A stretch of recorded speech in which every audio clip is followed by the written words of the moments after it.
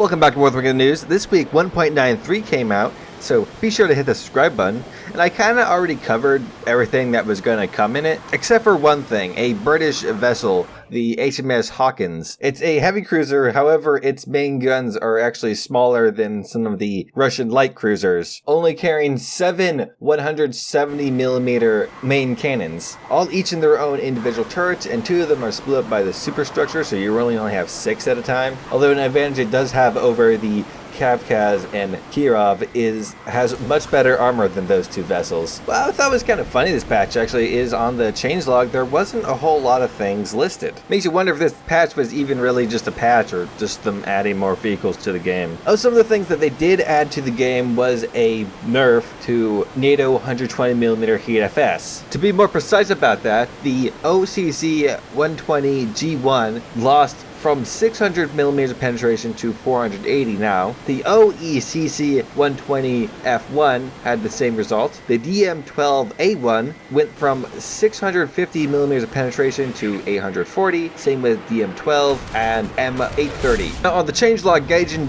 did put out a source on where they got this information from. However, if you look into exactly why they decided to change it to these precise numbers, things will look a little sketchy. On the forums, people were discussing these changes, and Stona chimed in by quoting another forum administrator, which stated, "About the patch note modification, penetration values for the following heat shells have been reduced. The values below are in millimeters. We had a long chat with the developers about this, so the players have a better understanding of these modifications." DM12 was used to develop M830 and OCC 120 G1 and was made as a multi-purpose ammunition, light armor, infantry, fortifications, and tanks from the 1970s-ish design. The main issue, confusion, about the penetration is related to the standoff distance. The heat charge in those shells is capable of 600 to 700mm of steel penetration at optimal standoff distance. But we realized along the road, this shell design standoff distance is not optimal at all. Straight from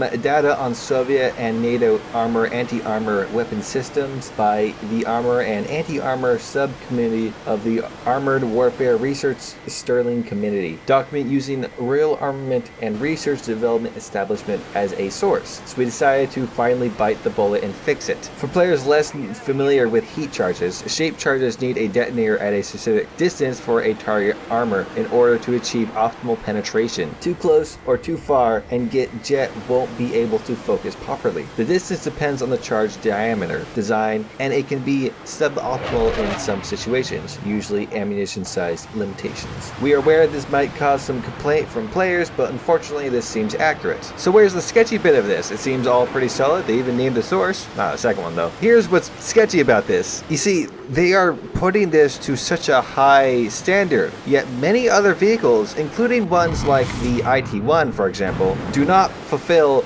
well-known documentation. What I'm getting to is that the IT-1, if I remember correctly, this was a big controversy back when it was first announced because it was a little bit OP, has a army distance for its ATGM. It has to be, I think it was like a few hundred meters away before the ATGM actually works. This information was presented to Gaijin. I believe I even read some of the source information about it. And unfortunately, or fortunately, depending on how you look at it, it was never implemented into game. However, when it comes to these HEAT-FS shells, they need to implement some bizarre happenstance where the shell is not at the correct distance or whatever. The way I see it is Gaijin is shifting through all the files that they've gathered over the years to find an excuse to nerf these shells. Really, if you analyze what they said here, you can start seeing some holes in their logic. They make the assumption that OCC 120 G1 and M830 being based off DM12 has the same optimal standoff distance. Now, I'm not an expert in modern tank shells, so it's possible that M830 and OCC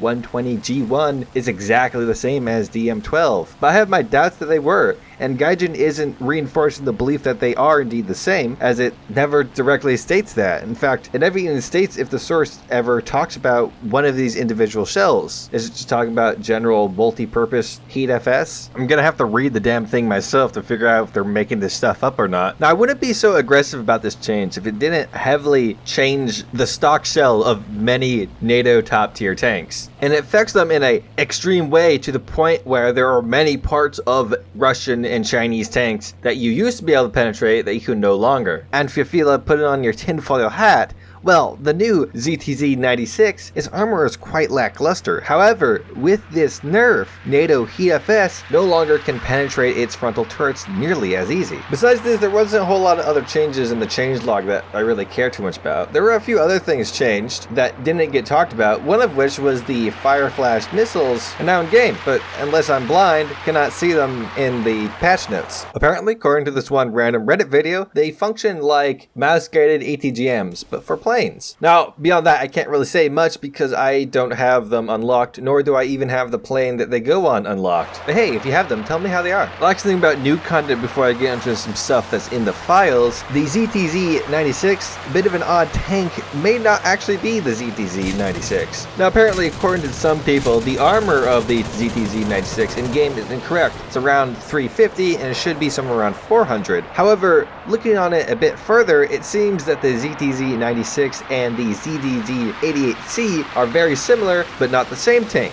Or at least depends on where you look. Some places say they are the same tank. So it's slightly possible that Gaijin may have accidentally picked up notes on the ZTZ-88C and not the ZTZ-96 and given the tank incorrect armor values. It wouldn't be the first time like something has happened in game, STA 1 and 2. However, me not being an expert in modern military equipment or knowing Chinese or Russian, a lot of the sites that I was trying to read from were in Russian for some reason. I feel like I'm not exactly the person that should be looking into this too much. But it is something to be looked into, so if you happen to fulfill any of the roles that I stated I do not fulfill, I would suggest that you take a look. Now let's get on to what's been found in the files. Quite a few things. Actually, I got this data mine from Sonoda Kotori from quite a while ago. I just never had the time to comment on it. The dev server and stuff was coming out. But anyways, what he found was a twin 100mm MZ16, twin 152 Mark 17s, and twin and triple 305mm Mark 15 turrets belonging to the Kronstadt class battlecruiser for the Russian Navy, which was never actually completed, but did have the beginnings of its construction done. 127mm turrets for the 1936B destroyer, which happened to come in the patch. A triple 305mm Mark 8 turret for the Alaska class battlecruiser. A quadruple 37mm 46K turret belonging to the Grungert, a Russian dreadnought from back when they were an empire, which was later named October Revolution, but in Russian. A shielded quadruple Mark 1 40mm turret, which is strange because apparently the quad 40s or Mark 2s textures were updated for the British 102 and 120mm guns, which could suggest they're adding more British destroyers. A Russian boat typically found on larger vessels as a lifeboat was found in the files, as well as a Japanese landing craft, which typically doesn't go on larger ships. Now, a user by the name of aizenns kind of followed up on that Japanese landing craft, posted some pictures of the model, and talked about some of the things that the boat could carry,